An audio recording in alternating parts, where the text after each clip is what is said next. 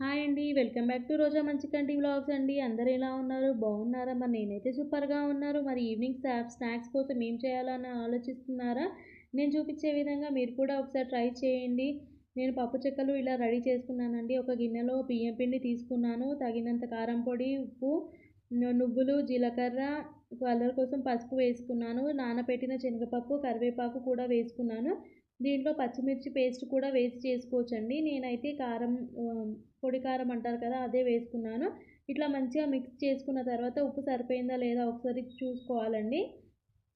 చూసారా, కలర్ కోసం నేను పసుపు కూడా యాడ్ చేశాను. ఎందుకంటే కలర్ మనకి పిల్లలకి అట్రాక్షన్‌గా కనిపిస్తే పిల్లలు ఇష్టంగా తింటారనమాట. ఇట్లా పిండి మొత్తం ఉప్పు సరిపోయిందా లేదా కలుపుకున్న తర్వాతనే హాట్ వాటర్ అనేది వేసి పిండిని కలుపుకోవాలండి. మన గట్టిగానే పిండి తడుపుకోవాలి, బాగుంటుంది. ఇలాంటి వీడియోస్ చాలా ఉన్నాయండి నా ఛానల్లో.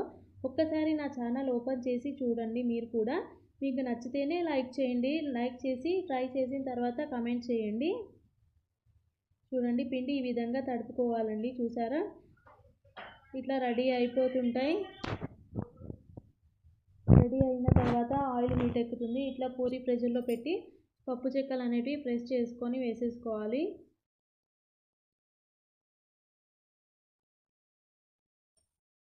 చూడండి, నేనైతే ఈ విధంగా చేశాను. మీకు చిన్న సైజులో కావాలంటే చిన్న సైజులో కూడా చేసుకోవచ్చండి, ఏం ప్రాబ్లం కాదు. 3-4 డేస్ అట్లా ఉంటాయి మంచిగా. పిల్లలు కూడా ఇష్టంగా తింటారు.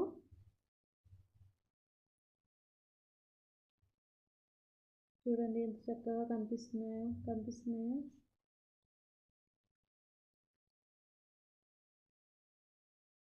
ఇలాంటి మంచి మంచి వీడియోస్ నా ఛానల్లో ఉంటాయండి. ఛానల్ ఓపెన్ చేసి ట్రై చూడండి ఒకసారి.